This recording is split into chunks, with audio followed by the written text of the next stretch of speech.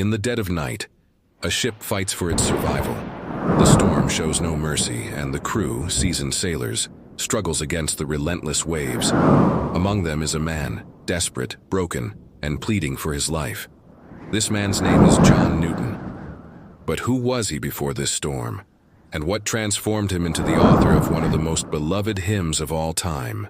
Born in 1725, John Newton grew up with the sea in his veins. His father, a ship captain, shaped his early years. But the loss of his mother at a tender age left a void that he sought to fill in reckless ways. By his teens, Newton was known for his defiance. He mocked faith, embraced debauchery, and became a man others feared to cross. His journey led him to the darkest corners of humanity, the slave trade. It was March 1748. Newton, now a hardened slave trader, found himself aboard the ship Greyhound. As the storm raged, he was forced to confront his mortality. For years, Newton had scoffed at God, but in that moment, as the ship seemed destined to sink, he cried out, "Lord, have mercy!" The storm calmed, but Newton's soul was restless. That moment marked the beginning of his transformation. Newton's life did not change overnight. For years, he struggled to reconcile his past with his newfound faith.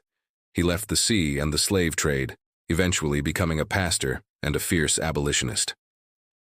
In 1772, inspired by his journey, Newton wrote a hymn that captured the essence of grace, unearned, undeserved, yet freely given.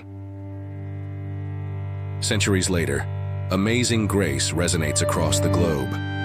Its words remind us that no one is beyond redemption, and that grace can transform even the darkest of hearts.